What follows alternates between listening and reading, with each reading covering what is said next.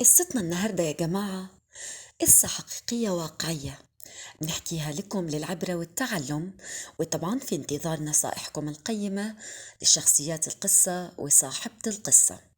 بتقول: أنا اسمي منى، عندي 26 سنة، جاية النهاردة أحكي لكم حكايتي اللي يمكن منكم حيشوفوها غريبة، وأكيد بتحصل في الأحلام، ومنكم اللي حيتعلم منها. لكن أنا جاية أحكي لكم أغرب حكاية ممكن تسمعوها. أنا بعد ما تخرجت من كلية تجارة قعدت في البيت، بدأت أدور على شغل لحد ما لقيت واحدة جارتنا نعرفها وعارفين إن ابنها مسافر، وهي أصلا كانت معزلة جنبنا جديد، فما كناش نعرف ابنها ده أصلا مين ولا بيعمل إيه، لأن لما جت كل اللي عارفينه إن ابنها مسافر وبس، وابنها التاني اللي عايش معاها ده الأصغر، هي ما معاش غير ولدين. وفي يوم لقيناها جاية بتطلب إيدي، وبتطلب إيدي لابنها اللي مسافر برا، وبتقول لي بابا إن هي ما شافتش أحسن مني في أدبي وأخلاقي علشان أبقى مرات ابنها، وفهمتني وقتها ظروف جوزي محمود وكل حاجة، وإن هو من بعد ما تخرج سافر على برا. هو تقريبا كان أكبر مني ب9 سنين، وهو من وقت ما سافر برا عايش حياته كلها مرجعش مصر إلا مرات قليلة قوي، وإن أنا لو اتجوزته هسافر له على طول، مش هيبقى في فرح، ولو اتجوزت هتجوز بتوكيل عاملة لأخوه بابايا. قال لها سيبينا نفكر وهنرد عليكي. وانا ما كنتش عارفة، يمكن حلم السفر كان واخد عقلي وتفكيري، عايزة اسافر وعايزة اشوف الدنيا، ويمكن لقيته حيبقى تحرر من عيشتي مع اهلي اللي قافلين عليا قوي، وبالاخص اني انا البنت الكبيرة، فكانوا بيخافوا عليا زيادة على اللزوم.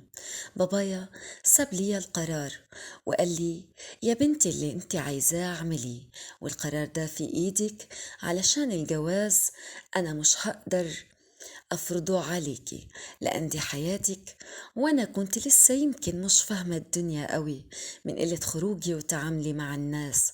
وبعدها لقيت نفسي بروح أقول لبابا إن أنا موافقة عليه، لكن لازم أتعرف عليه وأشوفه.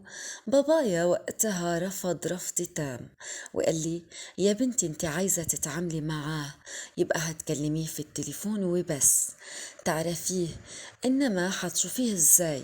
حتكلميه فيديو، افترضي ما طلعش كويس ولا طلع ابن ناس، واستغل الفيديوهات دي اللي ممكن يكون حيجيلها وعمل بيه اي حاجة ويهددك.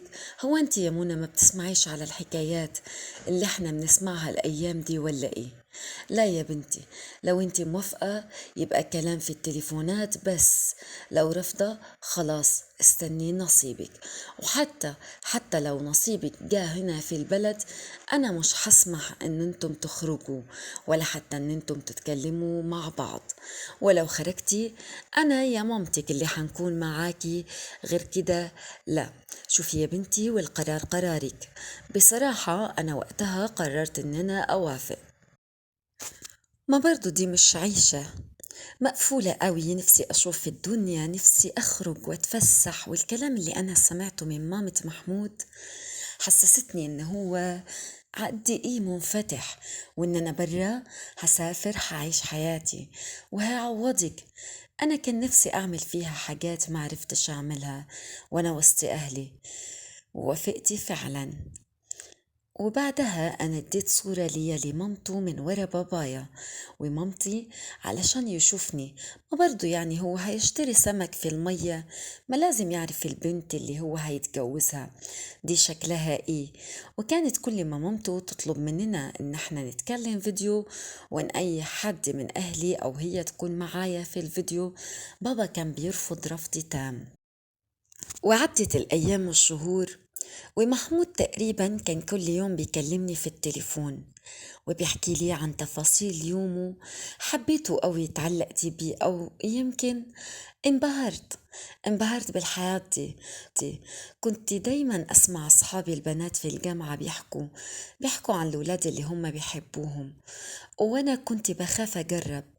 كنت حاسة إن ده غلط إن أنا يبقى لي علاقة مع حد من الشباب من وراء أهلي. ومحمود عوضني بكل المشاعر دي رغم بعدنا عن بعض. لكن هو كان فعلا بيحبني، وحبني قوي من التليفون. معرفش وازاي انا حبيته، بس احنا كنا بنحكي كل حاجة لبعض في التليفون. وتقريبا في ايام نقعد فيها 24 ساعة بنتكلم مع بعض. كان بيبعت لي هدايا واي حاجة انا بعوزها كان بيبعتها لي، وحبيته قوي وتعلقت بيه. وبقيت أعد الأيام والشهور علشان أسافر له وأكون مراته. وفعلا جا اليوم الموعود اللي أنا كنت بنام واصحى أحلم بيه، وبقيت مراته بالتوكيل اللي كان عامله لأخوه. ووقتها بفستان الفرح رحت على المطار، والكل كان بشوفني بيرحب بيا ويفرحوا بيا، رغم ان انا ما تعمليش فرح. لكن معاملة الناس حسستني ان انا في فرح فعلا، وكنت بفارغ الصبر مستنية اشوف اللي انا حلمت بيه طول السنة اللي فاتت، واتعلقت روحي بيه. ويا ترى هيقابلني ازاي؟ ما كنتش عارفة، لكني كنت مشتاقة أشوفه لحد ما وصلت البلد التانية، وهو كان مستنيني. هو في الأول ما عرفنيش، أنا استغربت. هو المفروض إن هو شاف صورتي، لكني رحت وقلت له كل اشتياق: محمود، وحشتني. بص لي باستغراب، هو بيقول لي انت مين؟ أنا مين؟ إيه؟ ما تبطل الهزار ده، أنا منى مراتك. بصلي كويس، دقق في ملامحي، شافني لابسة فستان الفرح. ما أنا قلت له لازم تشوفني بالفستان الفرح، لأن ده يوم فرحنا، حتى لو مش هنعمله. أنا عروستك. وطلبت منه إنه هو كمان يلبس بدلة، وفعلا كان لابس بدلة ومستنيني. لكن قال لي حاجة غريبة قوي، طلب مني جواز السفر بتاعي. بصي فيه، اتأكد من اسمي، وانا ما كنتش فاهمة اي حاجة، وليه معاملته دي؟ وهو ده استقبال واحد بيستقبل بيه مراته اللي اول مرة يشوفها ويوم فرحها كمان؟ مشي ومشيت وراه من غير ولا كلمة ولا اي حاجة. ده حتى بوكيه الورد رماه في الزبالة، ما ادوش ليا. ما كنتش فاهمة بيعمل كده ليه، وكنت خايفة اتكلم. حسيت بخوف رهيب. مين ده؟ ايوه، هو ده محمود اللي بقيت سنة بحلم ان انا اشوفه واكون معه. لكن انا ما حلمتش ان هو يعاملني كده. واول ما رحنا البيت فهمت هو ليه عمل كده، واتصدمت. وهو بيقول لي انت نصابة.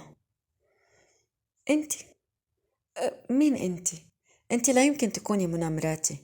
ما كنتش فاهمة ومش مصدقة، وانا بقول له يعني ايه؟ يعني ايه يا محمود الكلام اللي انت بتقوله ده؟ رد عليا وهو بيقول لي: ايوه، لا يمكن تكوني مراتي. مش هي دي الصورة؟ مش انت صاحبة الصورة اللي ماما بعتتها لي اول خطوبتي؟ مش انت اوحش بكتير. بصيت له مش فاهمة. يعني ايه؟ يعني ايه اوحش بكتير يا محمود؟ ايوه، انت اوحش بكتير. انا مامتي بعتت لي صورة واحدة شعرها اصفر وعينيها زرقاء جميلة قوي، هي دي اللي انا حبيتها، لكن مش انت. انت تقريبا نفس صوتها، وجواز سفرك بيقول نفس بياناتها، لكن لا يمكن تكوني انت البنت اللي انا حبيتها ورسمتها في خيالي. انت اكيد نصابة. وانا ما كنتش مصدقة اللي هو بيقوله، وانهارت من العياط. وهو قام واتحرك، مسك تليفونه، تقريبا كان بيكلم مامته، واللي خلاني اتأكد وهو بيقول: يوه يا ماما، هو ده وقته؟ يعني هوصلك ازاي؟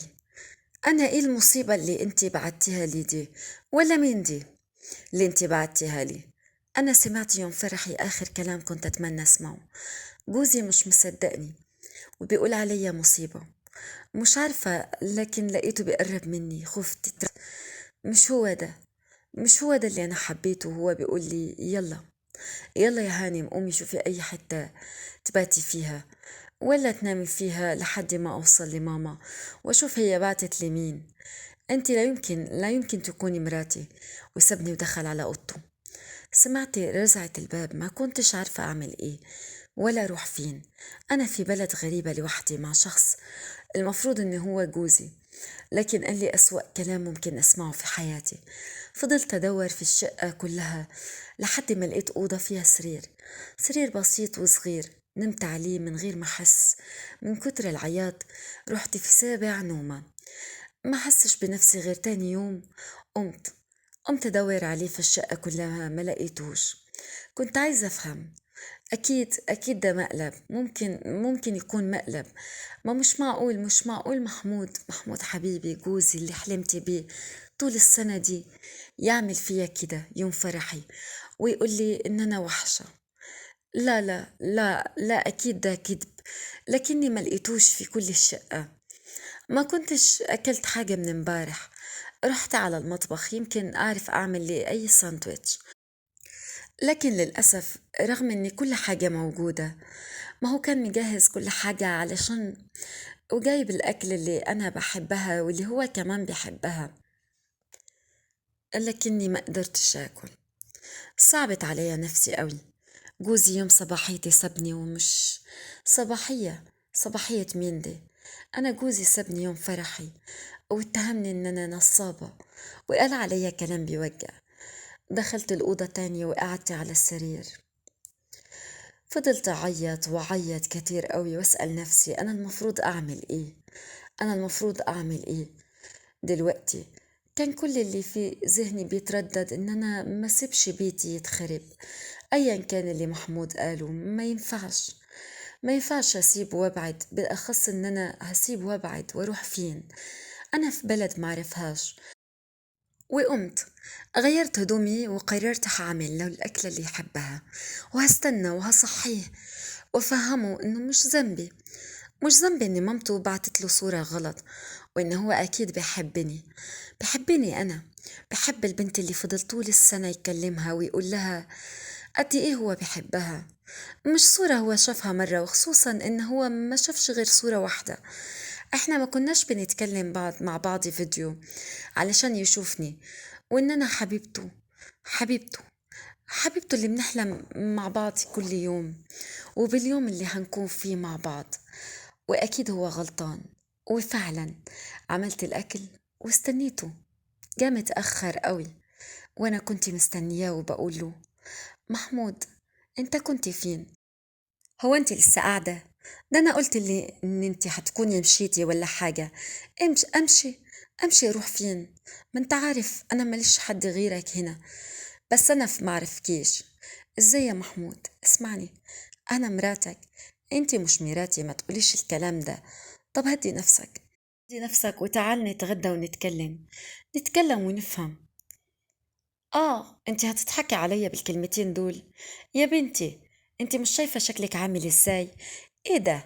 انا لا يمكن كنت اوافق على واحدة زيك هي اللي تكون مراتي. بس للأسف اتصلت بماما قالت لي ان هي بعتت لي صورة واحدة بالغلط وان انا استحملك ما انت بقيتي مراتي. بس لا، هو كم يوم وحترجعي على بلدك وانت مطلقة. انا لا يمكن اعيش في الخدعة دي. رديت عليه من بين دموعي وانا بقوله يا محمود، انت كنت بتكلمني. انا انت حبيتنيش، ما حبيتش الصورة دي. صورة واحدة اتبعتت لك بالغلط. انا مش ذنبي، انا حبيتك وانت كمان حبيتني. ازاي ازاي بتعمل فيا كده؟ ما تقوليش بس حبيتك. أنا مش ذنبي، أنا حبيتك وإنت كمان حبيتني. إزاي إزاي بتعمل فيا كده؟ ما تقوليش بس حبيتك. أنا ما عرفكيش. مين أنت أصلا؟ أنت مش شايفة شكلك في المراية؟ أنا لا يمكن كنت أحب واحدة بالشكل ده. ما تبصش في المراية. ولا أي حاجة. وجعتني كرامتي قوي، ما حسيتش بنفسي غير وأنا بمسح دموعي وبقول له بكل جبروت: أنا اللي مصدومة فيك، ما كنتش أعرف إن أنت شخص سطحي قوي كده، بتحب صورة، بتقتنع بصورة، ما كنتش أعرف إن صورة بتأثر عليك، والبني أدمة اللي تعاملت معاها طول السنة مش شايفها قدامك. وعلى فكرة، الشكل اللي مش عاجبك ده عاجبني جدا، وما تقدرش ما تقدرش يا محمود تهزي صورتي قدام نفسي. وسبته ومشيت وانا منهارة من العياط. وقتها لقيت ماما بتتصل بيا وبقيت ارد عليها واكلمها، بس ما حاولتش ابين لها اي حاجة. لسه عندي امل ان انا بيتي ما يتهدي من اول يوم ليا. ولقيتها بتوصيني على بيتي وجوزي، وإن أنا استحمله في أوقاته الصعبة، وإنه هو ما شافش حنية من زمان، ولازم أنا اللي أكون حنينة عليه. حسيت إن ربنا هو اللي بيكلمني وبيقول لي أتمسك ما سيبش. وفعلا فضلت طول الأسبوع أعمل كده، وهو كان بيعاملني أسوأ معاملة، لحد ما قررت إن أنا أكلمه في الجوابات وبس. بقيت أجهز له الغدا وأسيب له جواب أقول له مادام في واحدة ست في البيت ده، لازم تلاقي حاجتك جاهزة وموجودة، حتى لو أنت مش موافق عليا، لكني أنا رضيت بيك لحد ما تاخد قرارك إذا كنت هرجع ولا لأ. فأنا قدام نفسي مراتك، وعلشان كده بجهز لك الغدا، وبقيت أتفنن في كل الأكل اللي هو بيحبه. بعد يومين من جوازنا، مش من جوازنا، بعد يومين من اليوم المشؤوم، نزل الشغل، وبقيت أحضر له الطقم اللي هيلبسه الصبح. بقيت أصحى قبله وأدخل أوضته وأنا بتسحب وبمشي على طراطيف صوابعي علشان ما يحسش بيا، وأطلع له أي طقم وأكويه له وحط له جواب عليه علشان يلبسه. وأول ما حس إن هو نزل بجري على الأوضة علشان بيبقى عندي بنسبة 1% أمل إن هو يبقى لبس اللبس اللي أنا حطيته له ومبسوط بيه زي ما أنا مبسوطة، وإن أنا بنقيله. لكن للأسف بلاقيه سابه، والأكل اللي كنت بعمله له كان بيسيبه. لحد أول يوم في الشغل رجع أكل الأكل، وأنا بقيت أسيب له جوابات وبس. بقيت بحاول أبعد عنه، يمكن يمكن يرجع عن قراره ويفهم اللي بيعمله ده غلط. وهو كان بيروح شغله واصحابه بيباركوا له، ما هو العريس الجديد، وبيقولوا له يا بخته، جاب بنت من بلده عايشة معاه وأكيد عايش أحسن عيشة. واصحابه اتفقوا معاه إن آخر يوم في الأسبوع الشغل بتاعهم حيحتفلوا. وافق. ما هو ما قال لهمش انه هو اتضحك عليه ولا حاجة، لحد قبل نهاية اسبوع بيوم، وانا قعدت حطيت له الاكل بالورقة والجواب اللي انا بكتبه له. ومرة واحدة لقيت خبط شديد قوي على باب اوضتي. اتخضيت، خفت عليه، حسيت ان هو في حاجة وإن أنا لازم أروح له. فتحت الباب وبقول له بكل لهفة وشوق: ملك يا محمود، أنت كويس؟ سمعتي آخر حاجة كنت أتمنى أسمعها منه في الوقت ده وهو بيقول لي ما تبطلي بقى الشويتين اللي انت بتعمليهم دول والصعبانيات. هو انت مفكرة لما تحضري لي الطقم الصبح ولا الأكل ولا أي حاجة من اللي انت بتعمليها دول أنا هرضى عنك؟ أنا أصلا بكرهك. واعملي حسابك أنا خلاص هخلص ورقك، والأسبوع اللي جاي هتبقي طالق وهترجعي على بيت أهلك. ويا ريت يا ريت لو سمحتي ما تعمليش شوية الصعبانيات اللي انت بتعمليهم دول. ومش عايز أحس إن انت عايشة معايا في بيت واحد. احمدي ربنا إن أنا ما رميتك برا البيت من أول يوم. اتصدمت وما كنتش عارفة أعمل إيه. سابني ومشي، وأنا دخلت أوضتي فضلت أعيط. وقررت وقتها إن أنا مش هستنى لما هو يرميني، أنا هاخد اللي باقي من كرامتي وهرجع بلدي وأهلي وناسي. وفعلا تاني يوم ما جهزتلوش الطقم ولا الفطار ولا عملت له أي حاجة، واستنيت أول ما سمعت قفل الباب ونزل، لميت حاجتي وأخدت جواز سفري ورحت أدور على أي طيارة ينفع أركبها علشان أسافر. وفعلا لقيت طيارة بس في آخر اليوم، فاستنى في المطار. وهو كان وقتها في شغله وأصحابه قالوا له إن النهاردة يوم الاحتفال بالعريس، العريس اللي نكد على عروسته، وهو حاول يهرب منهم لكن لا مفر. وافق إنه هو هيروح يحتفل معاهم، وفي نفسه قال استريح مني اليوم ده، مش هيضطر يروح بدري وهو هيخرج مع أصحابه يرفه عن نفسه. كان قاعد مش مركز معاهم خالص، ولا قادر ياكل ولا يشترك في الحوار، لحد ما سمع واحد من أصحابه بيقول له ده أنا من يوم ما اتجوزت وأنا عايش أوحش عيشة. فمحمود جوزي رد عليه هو بيقول له إزاي؟ ده انت ومراتك أحسن قصة حب، ده الكل اللي بيحلف بيها وبيحكوا عنها وعن قصتكم وحبكم لبعض. صاحبه ضحك وهو بيقول له والله يا محمود انت غلبان، قصة حب ايه؟ ده احنا بنمثل بيها على الناس، بنمثل بيها على الناس وعن على بنتنا. جوزي رد عليه باستغراب هو بيقول له ازاي مش فاهم؟ يعني ان انت ما بتحبش مراتك؟ لا ولا هي بتحبني، هي يمكن أكون حبيتها قبل الجواز، لكني بعد الجواز عرفت وندمت على اليوم اللي أنا اتجوزتها، أو حتى قلبي دق لها. ليه بتقول كده؟ أنا مش فاهم. رد عليه جوزي وبدأ يحكي له أنا حبيتها، كانت زميلتي في الجامعة، وقعدنا أنا وهي نحب بعض طول سنين الجامعة، وكانت عارفة إن أنا هاجي أشتغل هنا وهاخدها، وقبل ما أجي فعلا اتجوزنا، وأنا جيت على هنا علشان أشتغل على طول، وكنت مش مشتاق لليوم اللي مراتي حبيبتي تيجي تعيش معايا فيه. وجا اليوم وياريته ما كان جا. يومها أنا فاكر كويس قوي، مش هي دي الست اللي أنا حبيتها، مش هي دي اللي أنا كنت بتمنى أعيش معاها تحت سقف واحد، نفس الشكل، نفس الهيئة، لكن مش هي دي اللي أنا تمنيتها يا محمود. عارف أي راجل مننا لما بيحب يروح البيت يحب يلاقي لقمة ياكلها؟ لا أنا لما بطلب منها أكل تقولي ما تعمل لنفسك، هو أنا شغالة عندك؟ بيبقى نفسي ألاقي هدومي نظيفة، مش هقولك مكوية، لكن هي كانت بتغسل هدومها هي وبس، لكن هدومي أنا اللي بغسلها لنفسي وبكوي لنفسي. أنا شكلي عايشة عازب أصلا، شكلي قدام الناس احنا متجوزين، لكن في الحقيقة أنا متجوز مع إيقاف التنفيذ. في ستي في البيت، الشقة مسبلة وريحتها وحشة وكل حاجة فوق بعض، وأنا يوم إجازتي أنا اللي بروق وبنظف، ولو جيت أكلمها تقولي أنا مش شغالة، عايز حد ينظف ويروق ويطبخ؟ هاتلك شغالة، أنا هنا أعوز ولائي، مش أنا اللي أعمل واللي مخليني أستحمل بنتي. بنتي هي اللي مهونة عليا، مش عايزها تطلع عندها عقد نفسية بسبب إن أبوها طلق أمها وانفصلوا، هي الوحيدة اللي بتهون وتنسيني الدنيا دي كلها. أنا أتمنى إن أنا أرجع في قراري ده. طلع الحب والشكل مش كل حاجة، المعاملة والمودة والرحمة هي اللي كل حاجة.